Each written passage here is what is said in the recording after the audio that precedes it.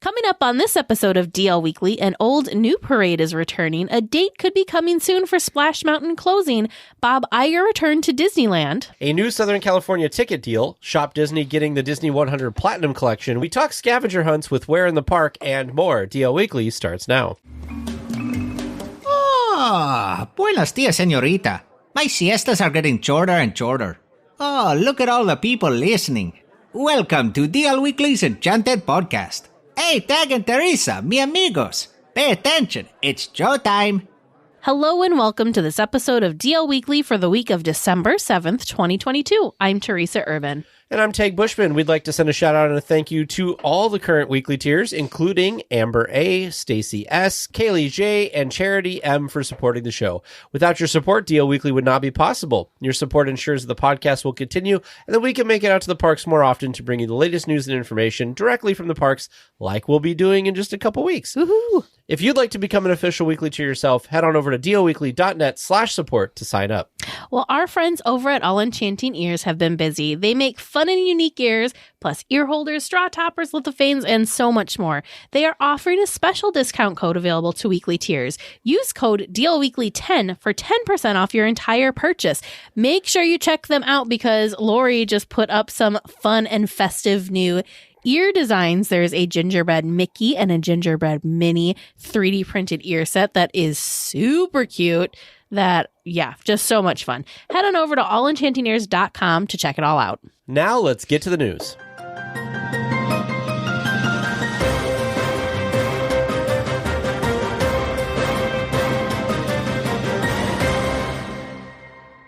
Well, Magic Happens was only around a little more than 2 weeks before the pandemic shut everything down, and it finally has a return date. On February 24th, the parade returns to the parade route at Disneyland. Magic Happens is coming back as part of the 100 Years of Wonder celebration, which is kicking off at none other than Disneyland. No specific times have been announced yet, but it's expected to be a daytime parade. Well, I have not seen this parade in person, and a very small amount of people ultimately have actually seen this parade because of the fact that it was only around for a little bit of time before the pandemic came and closed everything down. So I'm very excited that this is coming back for the 100 Years of Wonder celebration. Yes. You know, if you're a supporter, we also are going to have a bonus episode coming out soon that talks about some rumors.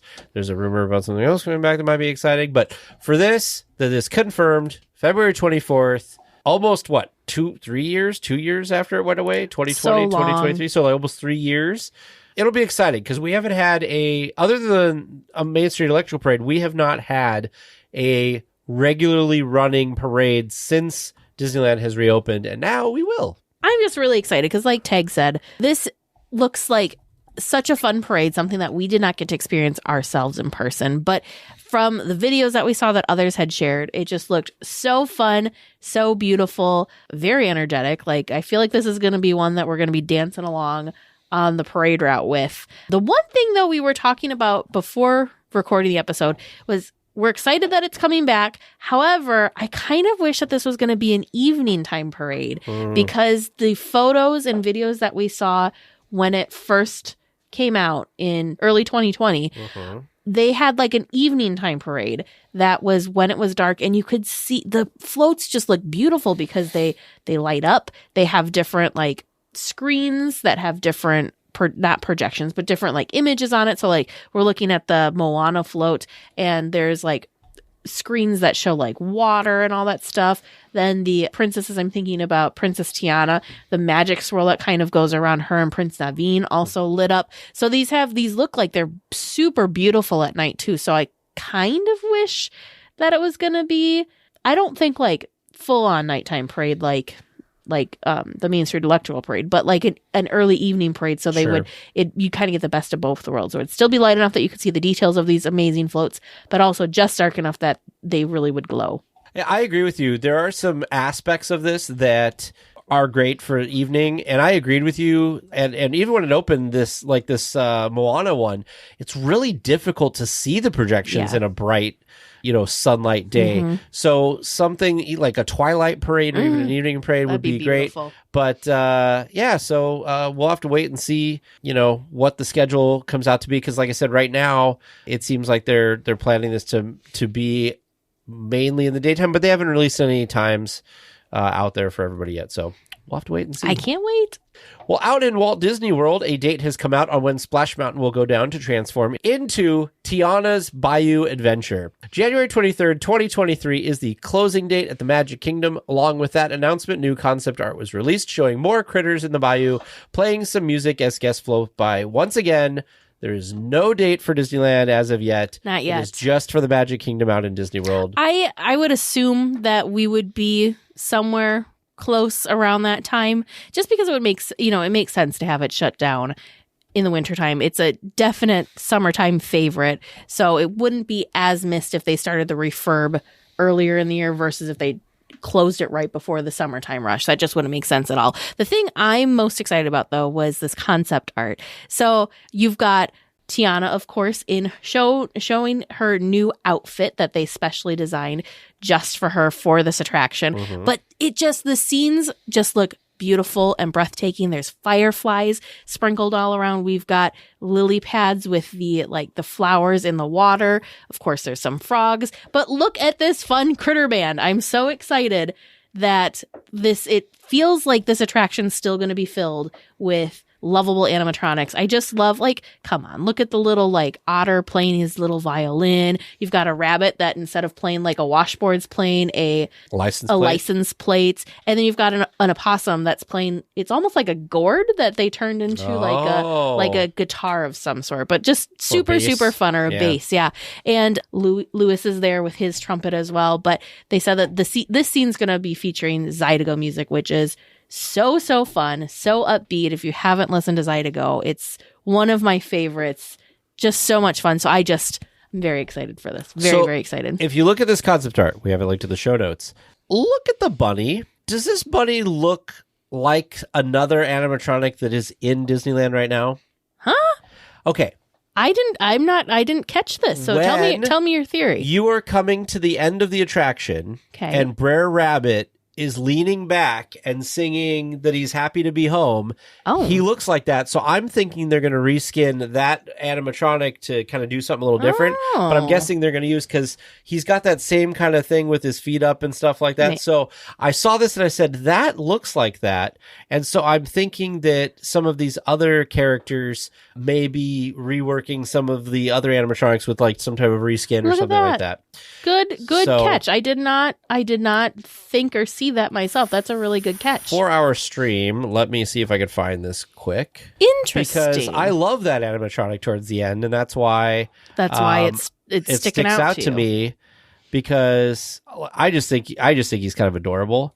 That was my first thought when I saw this concept art. Is I was like, oh, they're doing like they did with Splash Mountain to begin with, which is they're repurposing what they have. And I think that's a great idea, because why go through all this effort and to build something new when you've got some existing stuff that you probably could refurbish into something usable. Look at that. In our chat, somebody said that their guess for when the Disneyland version will close will be after Toontown opens, and I think that's probably a really smart guess. I think that's a really smart guess, yes. Well, the newly returned CEO of the Walt Disney Company was at Disneyland this week. Bob Iger was seen in the parks with Josh D'Amaro for the Candlelight Processional. This is the first time that Iger has been seen in the parks publicly since he returned to the company a few weeks ago. Bob being with Josh D'Amaro has also, of course, stoked rumors that he may be in a good position to take over as CEO when Iger completes his 2-year return. Yeah, everybody looks so joyous. There was some videos out there of... He just looks happy. Him walking by, and people were cheering and clapping, and they seemed so happy, and... he even looks happy, and he's hanging out and having a good time. It's good to see him in the park and not shying away from people. I know that there were times where Bob Chapek was in the park and he kind of was separated from everybody else. And that seemed to be kind of more of his way of being CEO, was he wasn't kind of down in the streets with all of the guests and with all the people. If he was in the parks, you may not have necessarily known he was there, because he was kind of away from the guests, which, you got to think of when you're CEO of a company like Disney, you kind of have to think of what message that sends. Maybe that was an innocent thing, but it just doesn't leave the guests feeling like you really care about the Right. parks if you're kind of shying away from stuff like that. So, even if they were just there enjoying the parks and they weren't talking shop, which I'm sure they were, I just think that this was a really good, warm and fuzzy, feel-good moment, not only for us as the guests that see these things, but, I'm sure it makes the cast members feel really great too. It makes them feel like, they're a part of something, that he cares about them and what's Right. going on and all that stuff. So I have high hopes. I have good hopes. I jokingly wish that he had to make a park reservation to get himself in the park so he could get a little bit more familiar with that system and the roller coaster ride that can be sometimes. I'm sure he didn't, but I do think, that's, we talked about this last week before, something that they need to look at and something that these executives need to experience themselves to really get a good idea. Maybe that should be a requirement from now on. There you go. Anybody, whether you work for the company or not, that wants to go visit the park needs to use the tools that everybody has to use.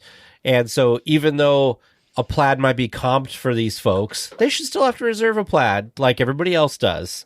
And they should have to make a park reservation like everybody else does. And they should have to use Genie Mobile Plus order. and mobile order and stuff if that's what they want to use. And I think that they would realize, these services are not quite as good as we hope they would be. But you know what? There's an opportunity to make it better. Yep. Now, we complain about these things. People complain about these things. But I'll say, I don't think that the idea of any of this is bad. I just think the execution sometimes is a little off. Yeah. So I think if they could fix the execution, it would be really great. Weekly tiers in Southern California who are not Magic Key holders or are looking to bring a guest to Disneyland between January 9th and May 25th, there is a new ticket offer for you. The tickets are good for weekday visits, so that's Monday through Friday, and include 3 days at the Disneyland Resort, limited to one park per day. The price for this ticket is $219, which breaks down to about $73 a day, and is limited to 5 tickets per day per resident. So you could, I don't know who would buy that many of them, but it's a possibility. A lot of new and returning events are happening during this time, including Lunar New Year, Disney's 100 Years of Wonder celebration, Nighttime Spectacular's Wondrous Journeys at Disneyland, the new fireworks show, and World of Color 1 at Disney California Adventure, which is, of course, the new World of Color show. Mickey and Minnie's Runaway Railway opens, Magic Happens is coming back, the Food and Wine Festival, and the reopening of Mickey's Toontown. I can't believe they're doing a ticket deal with all of this. I was just going gonna on. say, what the best time to be getting the ticket deals returning, because like you just mentioned, there is so many things going on. It'll be interesting to see what this does, speaking of reservations and all that fun stuff, because you've got all of us key holders that of course want to be there for the reopening of Toontown, for Mickey and Minnie's Runaway Railway, for the kickoff of the Disney 100 celebration, the return of Magic Happens, all the stuff, the parades, Everything. all that, fireworks, all that. So it'll be interesting to see. I'm just curious to see the reservation calendar. I do not, how do I want to say this? I feel bad for all of those. I would be with you too if I lived close enough to be able to go. But I feel bad for everyone that's going to be trying to make reservations during this time, because I think this is going to get a little difficult. This is going to be one of the few times that we're going to see reservations fill, of course, for Magic Key holders, but also for those regular day ticket people too, because you've got fans that, yes, maybe they're not Magic Key holders, but going to these events is very important to them. So they're going to buy tickets for it. So it'll be really interesting to see how that shakes up. But still very excited, because like you said, they could have just passed up on offering this ticket deal, especially because there's plenty of stuff pulling people to come to the resort during this time. What do you think about the fact? So they say, this seems counterintuitive to me, because they say that the Disney parks, so Disneyland and Disney World, are both really in a lot of demand, and they have reservations because they just, everything's so full because we're just so dang busy and we have so much demand. If that's the case, why are they doing ticket deals? That I would say, it's in this case here, this to me is more of a perk for the fans, a perk for the guests. It's not what it typically is, which is to try and get people in the doors. Because usually you offer discounts to try and put butts in seats, or to try and fill your empty So you don't think park that's what or this whatever. is? I don't think it is. There's no reason to have to do that, because they have so many, like you just listed, all of those things that should be drawing people in, that people are going to be excited about. So this to me feels more like it's a perk more so than it's an actual need from a fill the park So standpoint. trying to make it more affordable for folks rather than we need more butts in seats kind of a situation. Yeah. Okay.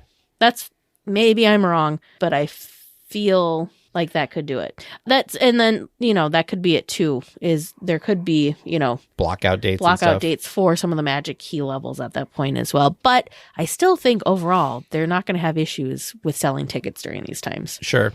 Shoppers excited about the Platinum Celebration Collection for the Disney 100. Get ready to start your engines. Start getting your finger exercises in so that your clicking is going to be at its fast top speed. The collection is launching on Shop Disney December 12th at 7 a.m. Pacific time. More collections will launch throughout 2023. The collection includes a platinum ear hat for the low price of $195, a Minnie Mouse platinum ear headband, also a low price at $175, and some more reasonably priced items like Spirit jerseys, Loungefly backpacks, ear hats, and more. When did you ever think you would be saying something like reasonably priced items such as Spirit jerseys and Loungeflies? Right. But in the grand scheme of this collection, they are more of the mid-tier price. Okay, so I will say the two very high-end ears, I kind of think the design is interesting. Like, I would get one because I do kind of like the drippy look and the shininess, but I feel like it would have to be real metal to be worth that price, and I just don't think they are. With the other stuff, there's nothing in here. I'm looking forward to the next set because they said that there's other merchandise that will be dropping for the Disney 100. I'm hoping that there's some designs that I just enjoy more than these. I don't know. This pillow's not too bad, but I'm not going to pay $45 for it. I might be in the minority here, but I am not understanding the Platinum Celebration ear headband that has the kind of like the drippy look to it. We did see these at D23. They did actually have these for sale and they had them on display, and I just don't get it, and I really don't understand it for $175. That's, to me, they seem, I don't know, they don't seem worth it to me. That's just me. Other people will for sure buy these. I've never seen one of these. I probably just don't look at the merch enough.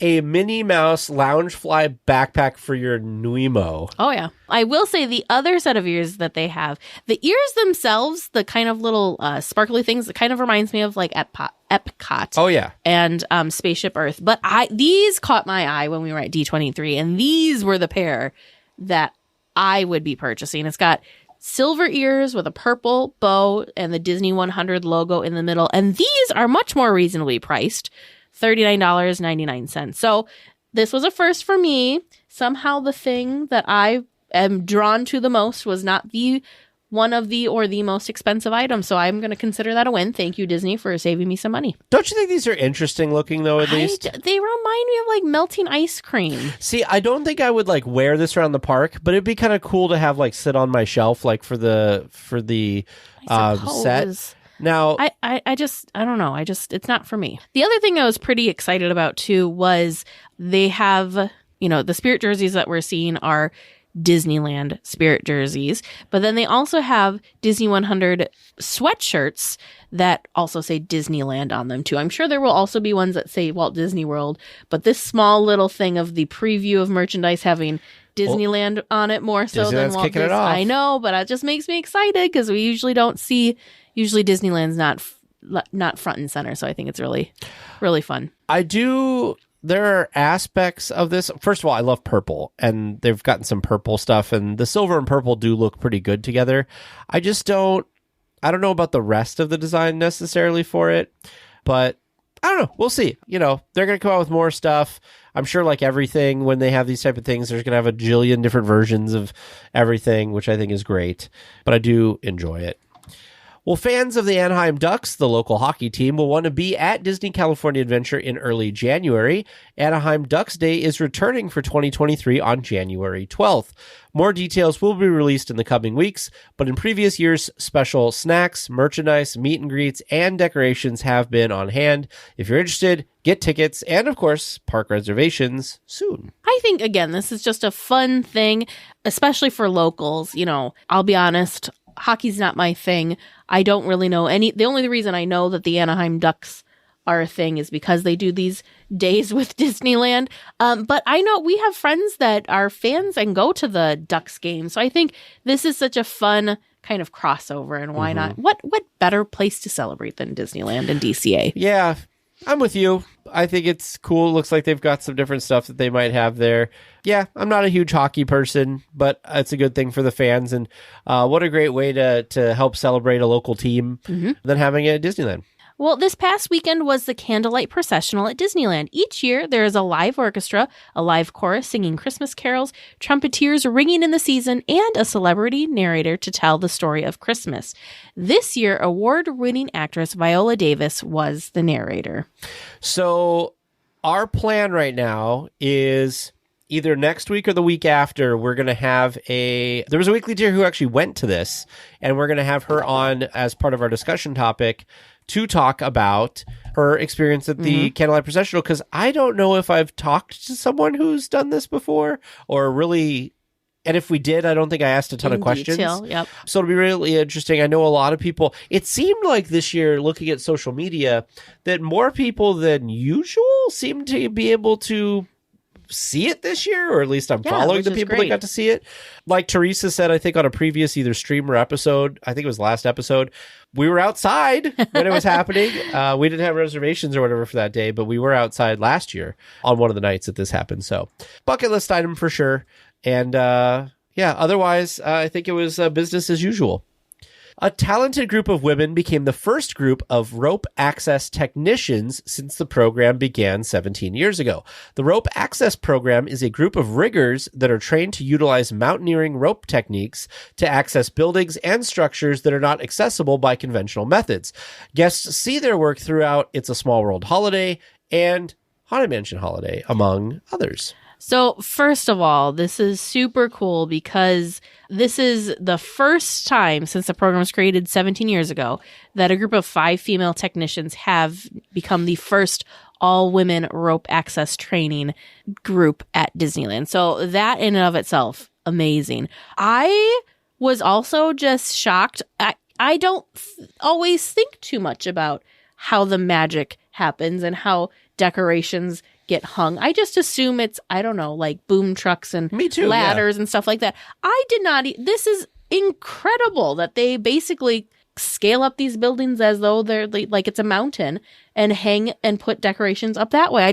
Which makes sense because think of the Small World facade. Yep. You've got the water right in front. You're not getting a truck over there. You're not getting, you can't get that kind of stuff over there to be Same thing with some of the Haunted Mansion Holiday stuff.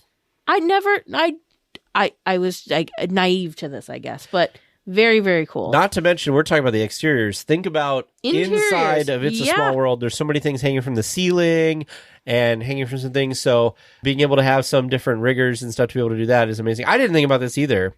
So incredible. I think it's super cool that it's that they were doing that. So yes, very cool. Extra level of magic. Your attention, please. DL Weekly Trivia is now leaving for a Grand Circle tour of the Magic Kingdom, with stops at New Orleans Square, Mickey's Toontown, and Tomorrowland. All weekly tiers for... Hello and welcome back to Trivia Land. As I hope you can feel, we're still feeling festive around the holiday season around here. So I got 4 more questions related to holidays in the park. 2, thanks to the kind listeners for inspiring this continuation. Okay. Are you ready? Ready as we'll ever be. Yes. Great. First question from listener Donna S. In what year was the debut of the Christmas star on top of the Matterhorn at Disneyland? And part 2 of the question, who put it in place or who was directing the crane? I don't know who was directing the crane, I'm going to say it was Mickey. I'm going to say it was 1961. 1961. 61, huh? I'm going to be different and say 1960. 1960. I was going to say 62 Mickey? And Mickey. Yep. 1960 and it's Mickey. I'm going to go crazy and say it was Walt, but it was probably Mickey. Ooh, good guesses. Question number 2 from Stacia S. What is Oogie Boogie's spinning wheel called at the end of the Haunted Mansion Holiday attraction? Ooh. What's the spinning wheel called? Yeah, he has a big title in the middle of the wheel as he is spinning. Ooh. The Wheel of... No, that wouldn't be... I was going to say the Wheel of Pain, but I feel like that wouldn't be... No. Festive. At festive. Is it? Can you give us a hint? Is it Wheel of or not Wheel of? It is not Wheel of. Okay. Oh, it's like... Ooh. I'm going to say it's Trick or Treat. See, that's what I was thinking too. But I thought it was like the Wheel of Tricks or Treats, but not Wheel of. So, okay, tricks and treats, trick or treats, tricks and treats. You're going to... Jump on the bandwagon. Well, I'm saying it differently. She said trick or treat. I'm saying tricks and treats. Oh, He's okay. making them plural. Very big No, difference. tricks yes. and treats. Oh, tricks and, Tricks not and or. treats. Yeah, not or. Okay. All right, our third question. I'm going to give you an activity that the characters are performing in the A Christmas Fantasy Parade, and you need to tell me who's doing it. So we'll go one at a time. There's 5 activities. Oh, wow. Okay. So the first one, who is sorting letters to Santa? Are you talking like the Fab 5 characters or just any character in the parade? I mean, they are on the float performing this action. So it could be a Fab 5 character or it could be just another character.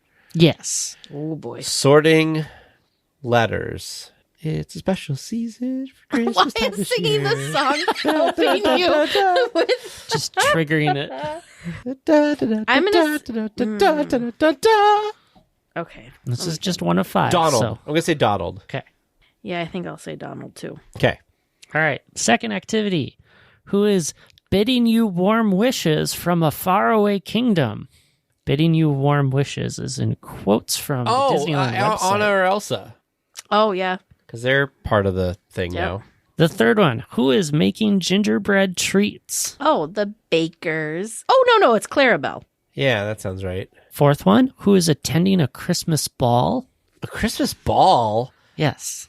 I've only seen this Is that Mickey last and Minnie? year's. No.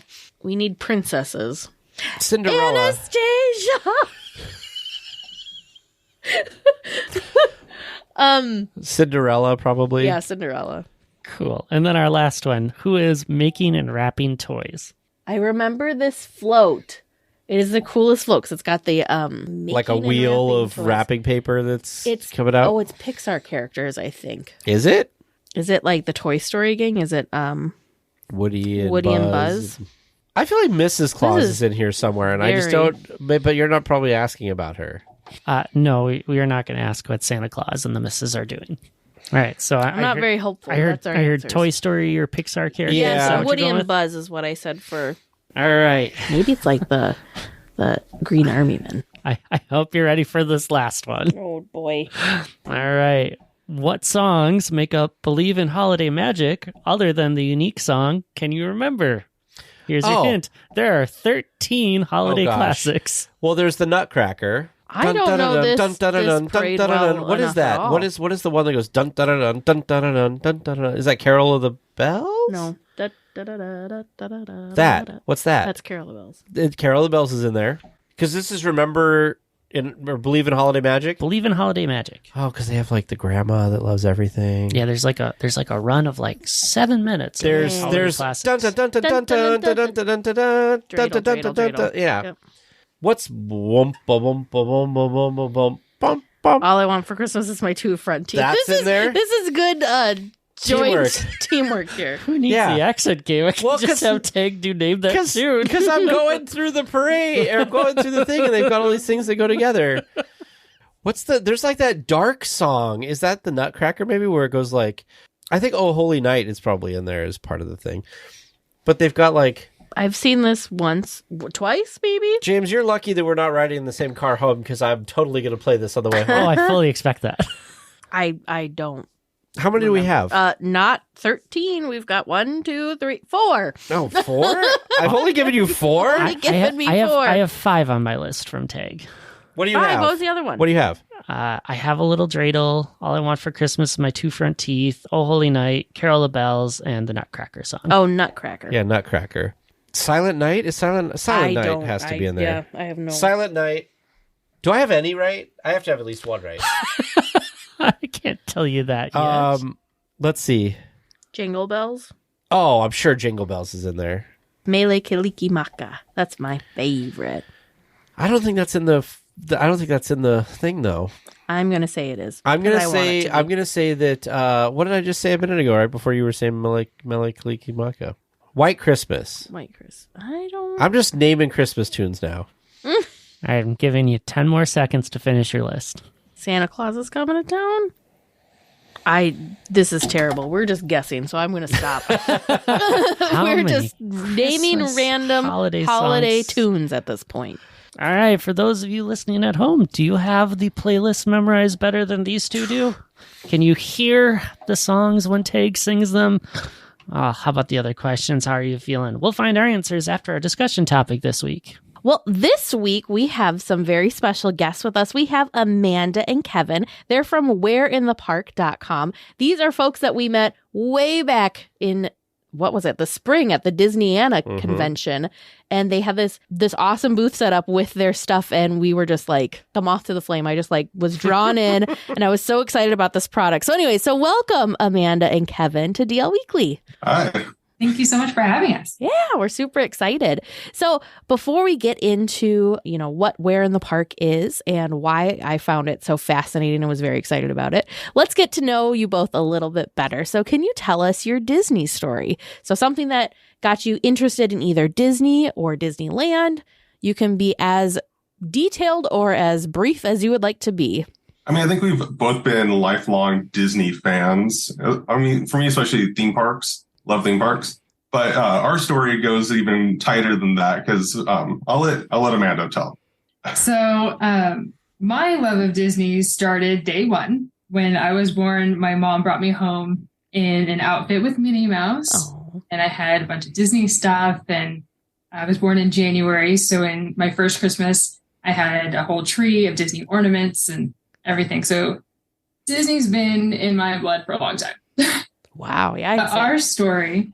So we didn't know each other 2010, Ray in 2011. Right. I believe that's true. And so my mom and I had a tradition of going to the theme parks on New Year's Eve to ring in the new year. Brave. Very fun. Yeah. So we've done that for a few years. And this particular year was the first year that the World of Color show was going to have their big New Year's celebration. So we're like, we gotta go. So my mom and I go and we get our World of Color Fast Pass and all of that. We're all excited. And we are waiting before the event, that you wait in the waiting area. And my mom and I are playing Words with Friends with each other because that's what you did at the time. And behind us is Kevin and his friend. Yeah, I was talked into going to Disneyland for New Year's Eve, which I had done a few times. But that time I was like, the only way I'm willing to go to Disneyland is if we go to DCA for the new World of Color. Only reason why I'll go there. If we're going to be at the castle, I don't want to be there. Because I've done the castle. It's a nightmare. So we were like, sure, let's go to DCA, California Adventure. We're going to do World of Color. We did the same thing, Fast Passes for the blue section. And somehow I was right behind this cute girl and her mom. And we just started talking because the area that we were in, for some reason, it seemed like Japanese tourists that year. Oh. They were all out their Nintendo DSs. And I knew enough Japanese to know that's what they were speaking. So the only people there that I can talk to were my friends who I was there with and these two. So we chatted the whole time. And it was like a good hour and a half of just talking before the show started. And luckily her mom decided to record the show on a digital camera that she had. So after the end of the show, I just was like, hey, I would love to have a copy of that video. And she knew what was up. So she's all like, yeah, my daughter's information. I had no idea. So my mom was my total wingman. That's amazing. And so we started chatting, and a week later we went on our first date at Disneyland. That's true. And here we are coming up on 12 years later. And a few years after that, he proposed in the same spot, New Year's Eve. And my family was there, his family was there, and so DCA and World of Color, very special to us. Yes. Would you like to Take take back your anything comments. back from last week? For those of you who didn't catch last episode, they're referring to the fact that I said that I would not be upset if DCA disappeared. I just want to clarify. You in case got to it at wasn't- least save that spot. If it wasn't clear in the podcast, which obviously it wasn't, I wasn't saying to tear it down. I'm just saying if I went and it was gone, I would be very upset because Disneyland is where my heart is. But so look how I'm not magical saying it is. level the place. Goodness. I still think you need to rescind your comment. He stands by what he says. Yeah. It's fine. Okay, you I mean, I agree, I'm, World I'm, of Color, I'm you know, allowing you to if level people- it is everything what it except is. for the World of Color viewing area If in Lagoon. if people agreed with me, it wouldn't be a hot take. It has to be a hot take. That's all. true. With you and your Animation Academy for everything. Everyone, I don't know anybody that hates the Animation Academy. I'm not saying everybody hates it. I just don't know if everybody's as excited about it as you are. That's true. It's That's It's great. pretty magical in there. It's not I wrong. think that your Disney story was magical. You had individual stories that then combined for. I think that's really cool. That it wasn't even like, I was with my group. It was just pure coincidence. Now there is pure a puzzle magic, piece here that I pure got to ask random. about. So your mom knew what was up and gave your information. When did it dawn on you that that's what was up? When she said, "Can you give him your information?" Oh, yeah. You're I like, was like, oh, Oh, because when you're with your parents, you're not like, "Oh, they're cute," right. right. So I just love that. That's amazing. yeah. I think that's cool. So I have to ask, did you actually want the video recording and did you receive it, or was that totally just a line? I was curious enough. It was the first time they ever did it. So I was like, that'd be fun to have. I'd much rather talk to this girl some more. I just actually want but she her had some number. issues with the video, so I never actually got it, I don't think. I gave it to you. But it had like glitches and it didn't really work. Remember? That was You her brought this ploy. conversation? 'Cause then she's This was like, 12 years ago. I don't know what but happened. that was her ploy. Yeah. Because then she's like, oh, Right. well, maybe you have to come over and could look at it. But I think that's probably true, actually. I think I did go there and look at the computer. I'm like, I don't know why it's doing that. so I think you may have broken it on purpose. The plot thickens. What's I love it. amazing though is how many of us can say that we have video of the night we No met, kidding. even though it's not like Right. you weren't in it, but like you knew that it was all right there. Like that's pretty. That's cool. really cool. That's really, really cool. So that should be. That's pretty Did that play at the wedding or anything? Like this is what did it. No, we didn't have We the. just had a slideshow. Yeah. We didn't stop for a video. We weren't those people. That's fine. That's fine. Okay. We well, kept it going. Let's see how good you guys are with this one. So when you enter Disneyland on the first day of a visit, which way do you go? Do you go left towards Adventureland? Do you go straight through the castle towards Fantasyland? Do you go right towards Tomorrowland? What's kind of your first day game plan when you're going or when you go for one day? Well, I don't think we actually have a game plan. Well, It's- we're longtime pass holders. Mhm. So it's kind of a different world for us. Mm. Like we go to the parks usually with a reason. An agenda in mind. So we know where we're headed before we get there. It's not just for like the wandering through the park. It's like, hey, I'm going to go see the new thing and it is in this direction. Sure. So we're going to head to wherever that is. If that isn't happening, it's just wherever the crowds seem like they aren't.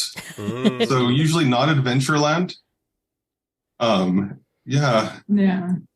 And every time we're at the parks, we're looking to make sure, spoiler alert, but the images that we have in our game packs are still there. Mm. So we're going all around the park anyway to make sure that everything is there. So What a unique way Yeah. to look at the park, because you're not, yes, you're looking at it as a fan, but then also having to like almost replay, again, spoiler alert, the game that you guys created and make sure Sure. like I think my heart would drop if I walked in and something was gone and it was one of the clues. I'd be like, oh, Yeah. Yeah. we've we'll been get there. to that. We'll get to that. I'm sure that's happened. So we will definitely talk about that later. But that's an interesting way to do it. Hopefully one of these days I will get It's to that changed point. for us too. Again, one of the things about changing stuff and stuff we were talking about on the hub crawl was the fact that, for us, we do a podcast. So when we go to the park, we're kind of in that mentality of I like take what's a different. million and, pictures. not even just pictures, but I just mean like we're like trying to think of all these things or, oh, I remember reading about that. Like it's not just like it's hard to like shut that off and just enjoy the park for being the park and not have to like do any type of work with it. So I understand what you're saying. We're weird and find it enjoyable still, though, too. Like, I'm not saying I don't find it enjoyable. Look at those new light fixtures. Isn't that so cool? Or whatever. Oh, yeah. I mean, that's part of the magic. But, but I'm just saying, like, it's not you definitely, when it becomes something that you do for a job or passion, that, you look at it differently. So, well, speaking of, I would love to know what your favorite attractions are. Yeah, we've thought about this. It's a hard question, isn't it? It is. Yeah, it's not fair. I think our favorite attraction is Rise of the Resistance. I mean, that's a good one. When it's working. Like 100% working. Yep. It's kind of like your love for Indiana Jones. Like, it's great when it's working. Yep. Lately, it's just kind of heartbreaking. Yeah. There's something about Indy. I used to be Indy's not definitely your favorite. It's one of my tops. But the last few times going on you're right. It's just kind of like, it doesn't feel as like, I know the car is going through the same motions, but it doesn't somehow feel as thrilling or as exciting or as, because it's kind of a definitely shell of not what climatic it once was. at the end. Yeah. Hopefully they put some love into it. I mean, Rise would be the same thing if you go in there and stuff wasn't, something was acting up with the space in the when you get off the transport, or if Kylo Ren wasn't moving or something, or certain effects, like it takes you out of it, and that's part of the problem. Mm-hmm. But when it's working, though, it's amazing. It's a full experience. It just kind of blows everything else out of the water. But again, we love the classics like Haunted Mansion, Pirates, Space Mountain. Amazing, obviously. Mm-hmm. I mean, we love racers too. Also, when it's working. That winning some TLC. Soarin' was always at the top of my list. Soarin' over California. I was going to say, what do you think of World versus California? That Eiffel Tower scene just blows my mind on why they let that slide every time. If you're not sitting in the middle. Right. I'm surprised that hasn't been updated, because I could understand, okay, maybe when however long ago when they put that out, maybe the technology wasn't up to where it needed to be for them, but I feel like we're probably there and they probably could get that straightened out. As weird as it sounds in the original, when it literally just cut from scene to scene, it felt less noticeable to me than their like forced the elephant blowing dirt in your face. Yeah. Because then it's like, why you're like drawing attention to the fact that something is going to change. Where before it was just kind of like you're going and then you're like, oh, like it was almost like you blinked. And and I think it doesn't work like that in a movie as well, but it works really well in an attraction like this, at least for me. So I agree. Yeah. All right. Well, let's get into the meat of things here. So you guys are from whereinthepark.com. What is Where in the Park? Where in the Park is a, how do you want to call it? Like, it's a game that you take to the parks, where it's a seek and find scavenger hunt game, where the pack that you're buying is going to have cards inside of it. We have a few different options, and we have a few different parks. It's easier to describe when it's in your hand. I love it. So these are like the size of like a trading card, like a baseball card or something. The best part about this is it is not on your phone. Yeah, that's true. That's right. That's what we were going for. Yes. There's only one element that is required to have your phone, and I'll get to that in a second. But the majority of it is not on your phone, and that is what we wanted to focus on. I love it. Get off your phone, experience the park, and all of the details that the Imagineers and the designers put into the theming of the park. That's what we're here to celebrate. So each pack comes with a series of cards. And then depending on which pack you have, we have a pack of 8 or a pack of 30. So the cards will have an image of the detail and the theming of the park. And then on the other side, we have a hint and an answer that you can scratch off if you need it. So you don't want like a lotto ticket kind of a thing. Yes. Yeah, exactly. And we provide you with a scratch off coin, because some parks are cashless and we're in a coin shortage. So we provide you with that scratch off coin. But a lot of more experienced theme park goers don't like to scratch off the hint. It makes it more of a challenge if you don't. So we had some passionate people who come back to us like, oh, we're still trying to find 3 cards from our pack. And we're like, how are you having trouble? We gave you the answer. And they're like, no. We refuse to scratch that off. Like, did the hint not help you? I love that. Like, we don't want to scratch off the hint either. I'm like, okay. And I love that because that makes us, accessible for people of like whether this is your first time visiting or you're a seasoned pro. This is something that anybody and everybody can enjoy. So I'm thinking like when I go with my family, I could do it just by, we could play this all together, but I could only maybe be looking at the hint, whereas family members that have gone, less than a handful of times, or they're younger, you might need a little couple hints if you're younger too. They can go ahead and look at the hints and we can still all play together. You had my nieces play and they just immediately took the card and just scratched the hint off without even looking at the image. They're like, is the game the scratching? So they looked at the hint and they were like, oh, wait, I think I know where that is. Then they finally looked at the picture and like, let's go see what's over there. And then they bolted over there. You know what? And it was like, well, that's a good way for kids to play. There's a second way you can play the game now. Just don't look at the image and just try and figure it out from the hint. Try and match the image before you see it. Our hints, we think we're witty. Like, it's little plays on words. Some of them are kind of punny. Yeah.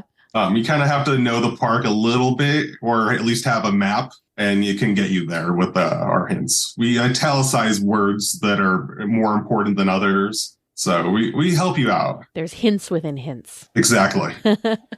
So where did the idea come from? What inspired you to kind of do this? When did this start? Well, what happened is, I'm trying to think of the beginning of this. I remember we were dating for probably a few years, and Amanda decided that she wanted to go on a scavenger hunt at Disneyland.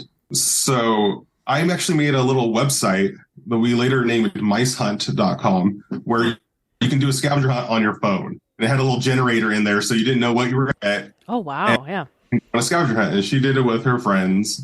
And again, well, the problem with the scavenger hunt is if you create it, you can't go on it. So because I made it, I couldn't join in. I couldn't participate. Sure. So we found there's a Facebook group called Mouse for Life that Amanda and her mom were really into, and they were holding a yearly scavenger hunt.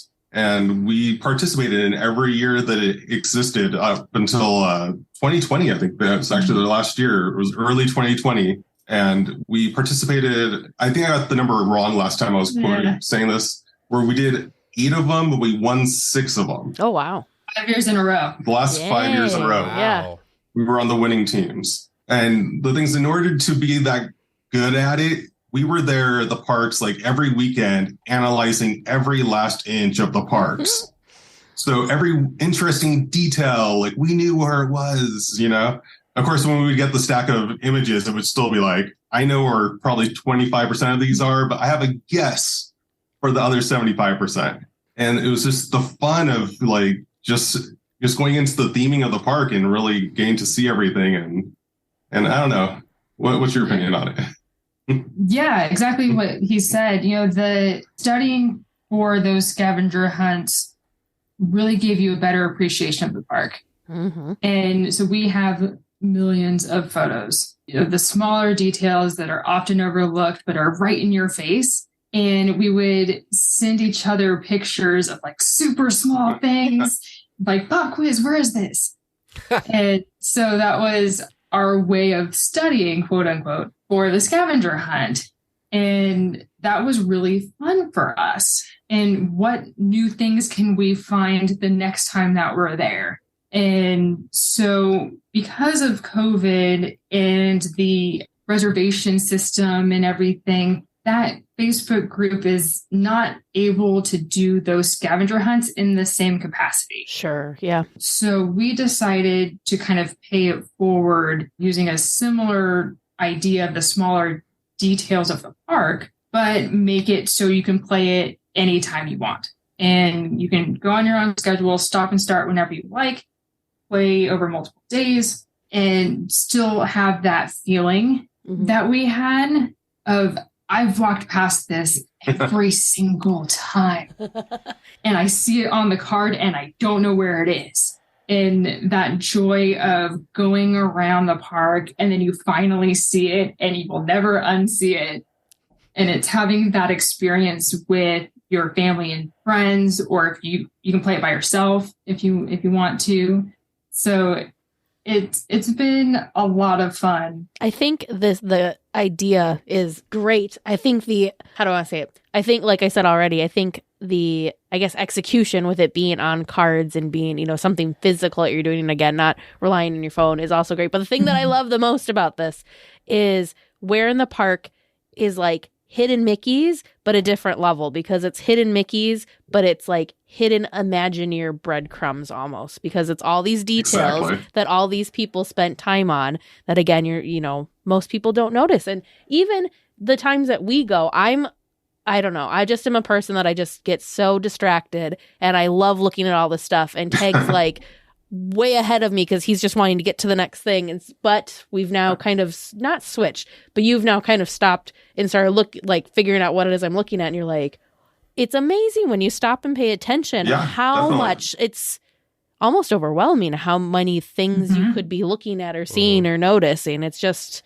wild. Yeah, all the attention to theming is just insane in these parks. It's something that we really take for granted. I'm sure the Imagineers really appreciate what you're doing here, of pointing out some of their details and things like that. So I see here, I'm looking at, I went to your website and I clicked over and I was looking at what you have here. So each pack that you order, there's a bunch of different packs. We're talking, I'm just talking about Disneyland at the moment, but you've got packs for other parks as well. So you get 8 scavenger hunt cards, you got an instruction thing, you got the awesome pack that it all comes in, which is super neat. What's there's a sticker in the mystery, the prize inside, what is that, I guess? The sticker. Yeah, so it's a fun sticker. Yeah, so our fun packs.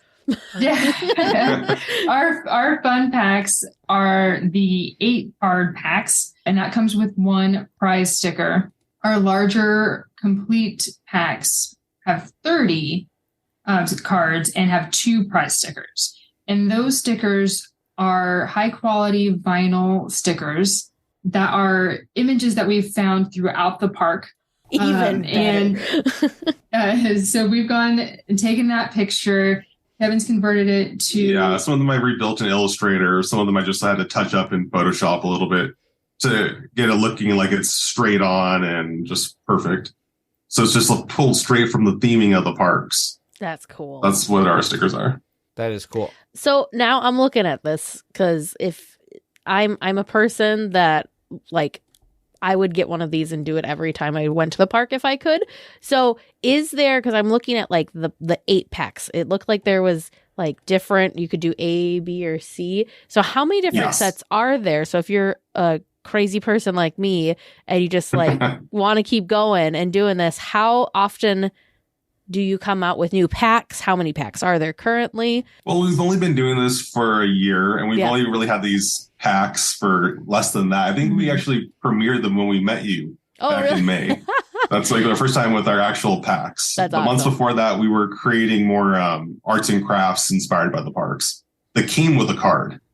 And it was just people were like, I just want to go on the scavenger hunt with the card. So we're like, that's a really good idea. So that's awesome. We started making the packs. So for each of our theme parks, we currently have, we have 5 theme parks that we've created packs for right now. Only 4 of them are on our website. One of them is only on Etsy right now. That's not including the one we have in a little theme park in Oregon called Enchanted Forest. Oh, yeah. Which you can only get at the park. Enchanted Forest. You can get it at the park? Cool. That's so cool. Yeah, they're going to have our packs for sale when you get to the door there. Oh, that's right at the ticket booth.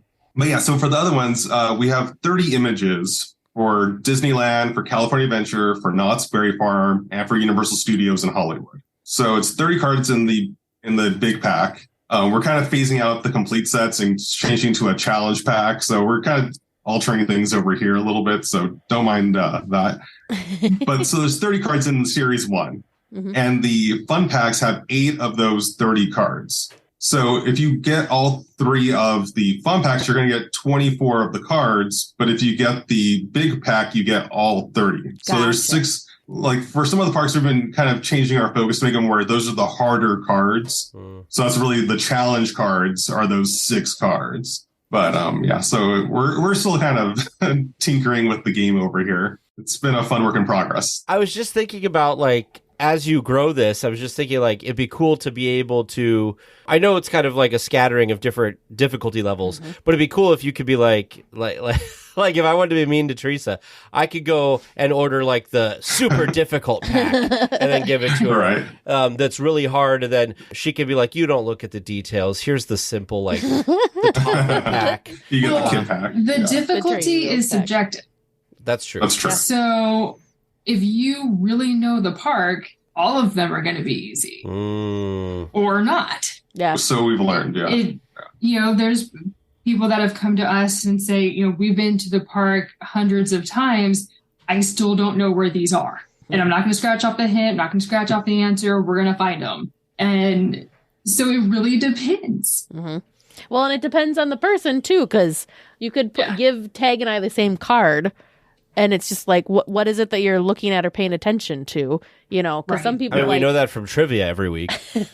Oh, no. Not always. But yeah, so, and it just totally depends on the person, too. And even me, even though I sit there and look at stuff, I'm sure there's tons of things that I wasn't looking at and missing that someone else noticed. Now, do you guys, when you're developing these, do one of you develop some and then hand it to the other one and say, Go see if you could figure these ones out, or do you guys kind of collaborate on all of them and then it is what it is? We just kind of collaborate on all of them. But again, the problem with Scavenger Hunt, right, is that as we have all the photos that we've taken side by side, we know where everything is. Like nothing is the hard one to find for us because we were there taking the photos. Sure. So it's kind of tough for us. But we do pick out our favorites, essentially, put them into a folder on our computers. Then we kind of sort through those and be like, which ones are far enough apart that you have a pack? It's not just like, well, yeah, that one's right next to the other one. Yeah. So we try to spread it out amongst the park.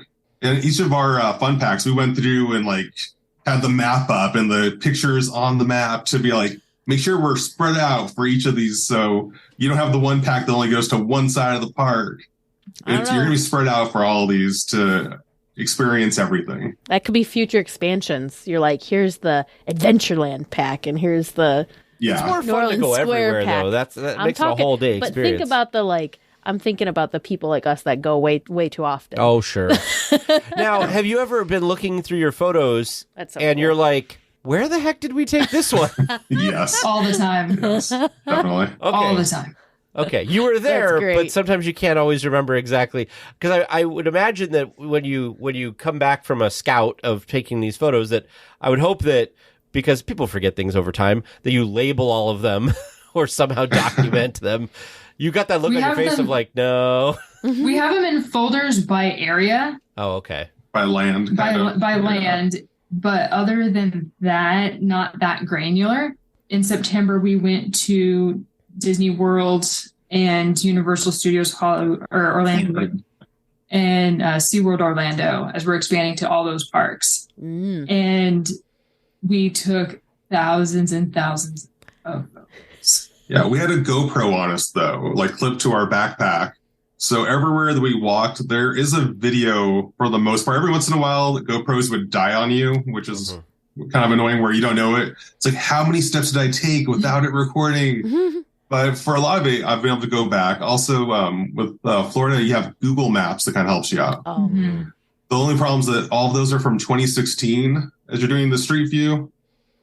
So a lot of things that we have photos of, it's like, I think it was right there. Like, it's not there in 2016, but it'll kind of get you in the ballpark. Is there from different resources? Is there something that you had in a card or that you wanted to put in a card that is gone now and you're like, dang it? Yes. And so that is the only reason why you need your phone. That's true. We help you out. I'm glad that you brought that up. So at the front of every pack, there is a QR code and it says scan before playing. And that QR code will go to our website, a specific spot on our website. And if any of the cards in your hand are covered by holiday decor or construction walls, thank you, Toontown. Yeah, we started this. Oh, you're going to have to redo all of Last year. Toontown, aren't you? Yeah. Oh, no. Yeah. we only had one in Toontown, luckily. Yeah. But it was shortly after that they announced that everything's going to go. But anyway, so we give you that QR code to give you a digital card replacement. So it'll have a hint, cool. it'll have an answer that you can click on. But other than that, that is the only reason why. And that you need a phone.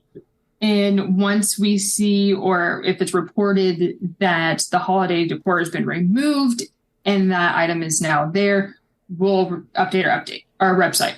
That's awesome. Yeah, we had one at Universal Studios where we thought it was great, but they used that area for the Halloween Horror Nights for one of their mazes.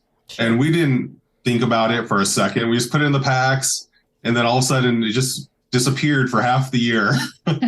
It's back now.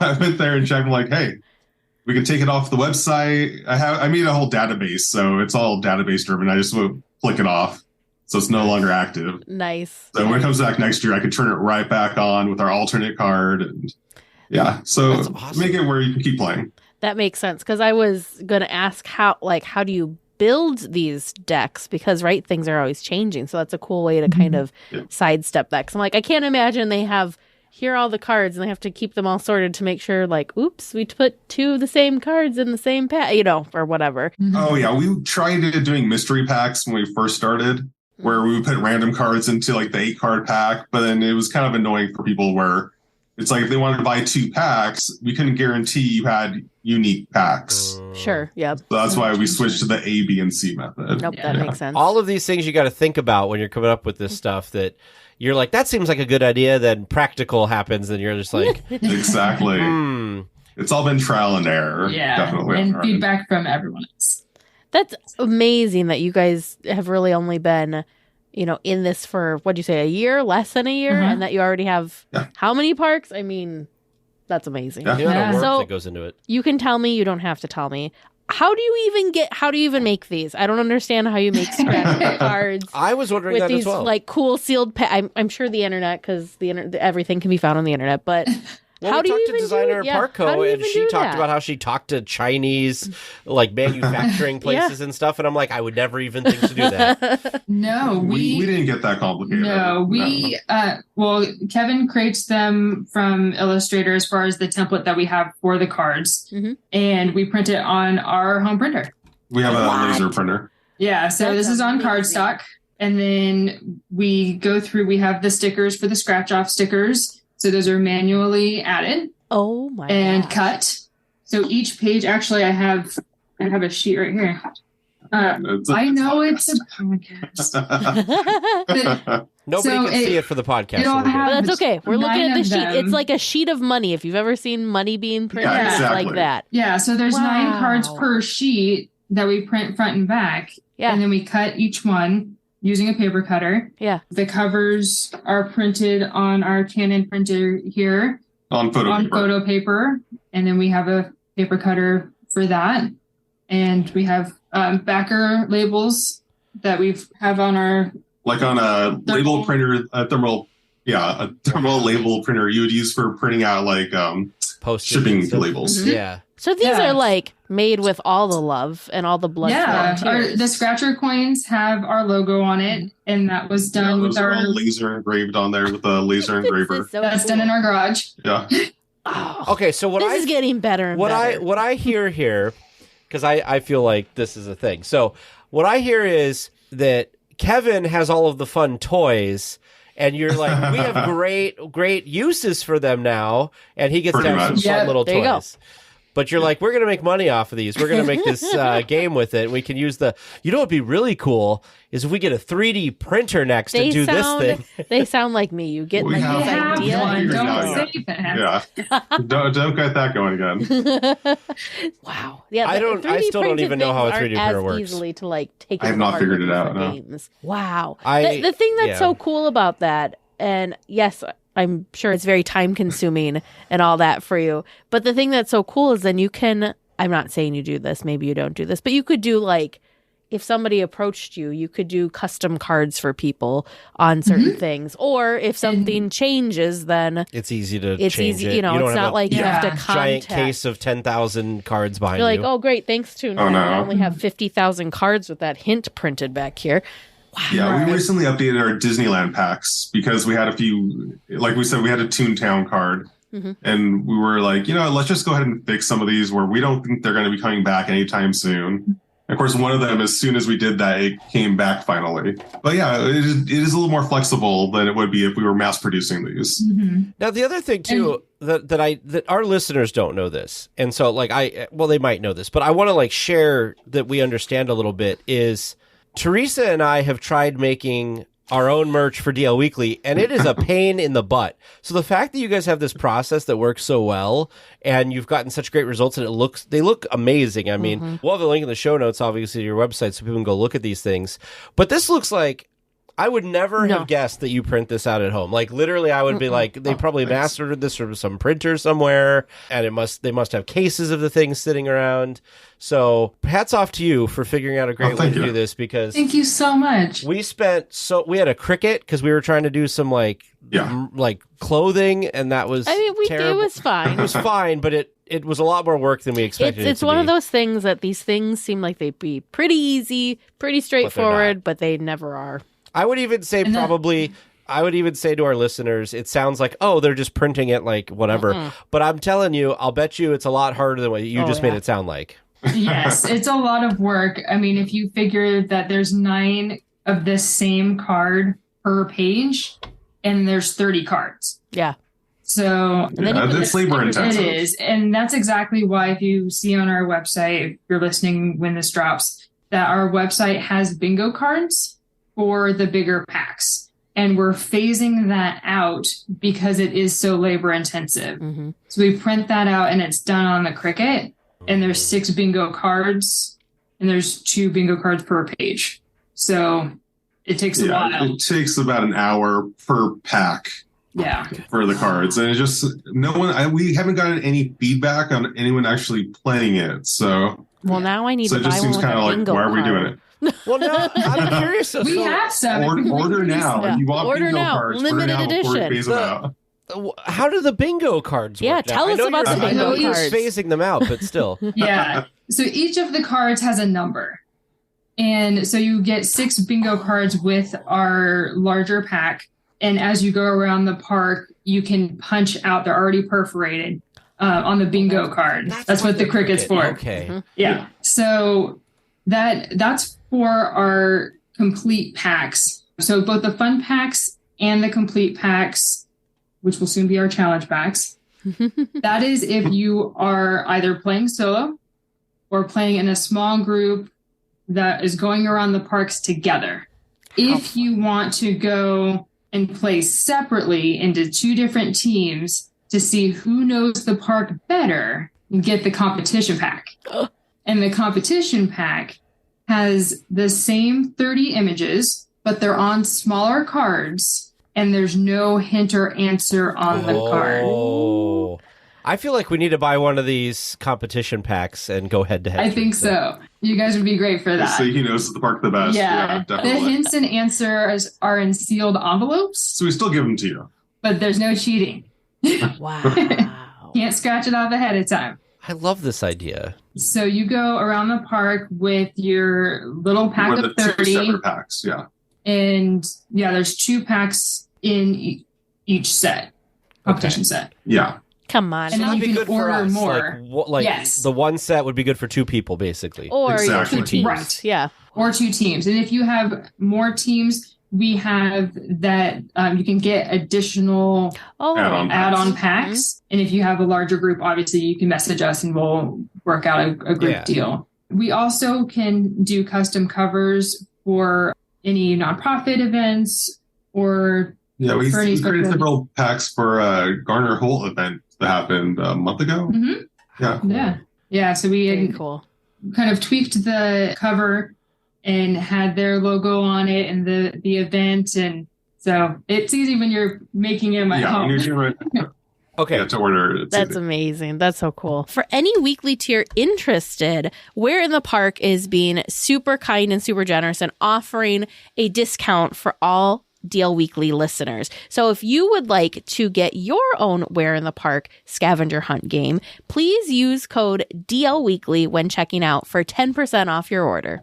We had so much to talk about with Where in the Park that we will continue our discussion topic next week. So tune in for that. Looks like we're coming in for a landing, gang. But please stay listening until trivia comes to a stop. And then you can walk to the nearest exit. Thanks for listening to the 8th wonder of the world, DL Weekly. Welcome back to Trivia Land. I am excited to try that game at some point. That is right up my alley. But we got another game to talk about first. How do you feel like you're doing tonight? I don't know. We will see. Yeah, so. I'll take it. All right, that first question that I gave you was from listener Donna S. And what year was the debut of the Christmas star on top of the Matterhorn at Disneyland? And part 2 questioned who directed it in place. Neither of you realized it was St. Nick himself directing the star. And Tag, you are on the money. 1961, the first year that they placed it there. It ran for 12 years until 11 years. 1972. Maybe I that is see. 12 years. I've got dun dun dun dun dun dun dun and 1961 in my head, but nothing else apparently. Yeah, the star was just too expensive to maintain after that, so they had to stop it. But there are some really cool pictures of it that you can find, including Santa directing the star in place. I feel like they could put the star back now, and then they could do projection mapping and make the Matterhorn look like a giant Christmas tree if they wanted to. Oh, there you go. Great idea. So, Tega gave you a point. Teresa gave you half a point because you were 1 year off. Ooh, well, thank you, James. It is the season of giving. So, I mean, you could just give us all the points and say we were right. just be happy with the half points you're getting tonight. Oh, my goodness. Okay. Second question from listener Stacia A. What is Oogie Boogie's spinning wheel called at the end of Haunted Mansion Holiday? It is Oogie's Holiday Tricks and Treats. Look at that tag. So Tag was definitely closer with making it plural and saying and. Teresa, you were close enough in the season of giving. I'll give you a half point as well, though. He's real generous. You don't give me half points. Wow. It's the season Just of giving. wait, we have more stuff. Yeah, There could be more half points. So did I get a point? Am I at 2 points? You're at 2 points. Ooh. All right, our third question. I'm going to give you an activity that characters are performing in a Christmas fantasy parade, and you need to tell me who's doing it. And I gave you a little leeway for characters that were around. I'll tell you right off the bat, you both ended up with half point. Congratulations. Sorting letters to Santa, you both missed that it was Chip and Dale that are doing the dang hard it! Oh. Mickey and Minnie are also heavily featured in that Telling float. you. Not done. Listen to the gut, Teresa. Why don't you listen to the gut? I don't know. Second one, Bidding Warm Wishes from a Faraway Kingdom. That was indeed the cast of Frozen. Well done. Olaf's even up there doing it. The third one, Making Gingerbread Treats. Well, Clarabelle is with the bakers, but she's not on the float. For that, you need to go and find Goofy and Pluto. What? I thought they were making a gingerbread house. Technically. Oh, there she is. But the big book in front says Making Gingerbread Treats. Oh. I went with the book titles. Oh, yeah. See, I thought they were... Ah. So technically, it does seem like a house that they're putting together, maybe even for Pluto. Number 4 was attending a Christmas ball. I was just looking generically for princes and princesses because they are literally all out there. Okay, maybe not all of them, but you can find Tiana and Naveen, Cinderella's out there, Ariel's out there. They're there. There are plenty of princes and princesses going to a ball as they do. Yeah, and the last one, Making and Wrapping Toys, it is the characters of Toy Story, mostly the Green Army men that are doing the work. Oh, yes. I'm on board with that one. Dang it, I need to gut again, because didn't I say something about the Green Army You men? did say something about the Green Army men. Oh, yeah, because here's the float we were talking about, where all the stuff's coming out. It's a super neat float. It's a great float. And our final question, I asked, what songs make up Believe in Holiday Magic, other than the unique song Can You Remember? The 13 songs, in order, are The March of the Wooden Soldiers, Toyland, Toyland, I Have a Little Dreidel, 1 point. We got one. Not a point, but one right. All I Want for Christmas is My Two Front Teeth on the board. I'll Be Home for Christmas. Oh Holy Night. We Three Kings. Night? You did say Oh Holy Night. But you did not say We Three Kings or Joy to the World. Followed by Silent Night on your list. We got that. Carol of the Bells. Got that too. Both your renditions seemed about right. There are 2 songs from the Nutcracker Suite, the Russian Dance and the Arabian Dance. And then it wraps up with the Christmas song. So no jingle bells in sight. But you were close enough that I gave you half points. So, Teresa, congratulations on the perfect half-point round. There we go. I think this might be a first for Disneyland Trivia History Year. Gonna have to make a plaque or something for Trivia Land. Plaque. There you go. So, yeah. You like the season of giving, being nice with all these questions and everything for them? I mean, I'd be happy to have full credit, but that's okay. Says the guy that got 2 full points, apparently. Well, I at least got one more show with the season of giving, so we'll see what happens. But producer Vern and I love asking your trivia questions, and they help inspire us along the way, too. So send us an email with your ideas. Ours is trivia@dlweekly.net. Well, we will be back next week with more Disneyland news and information. Until then, go out and enjoy the parks.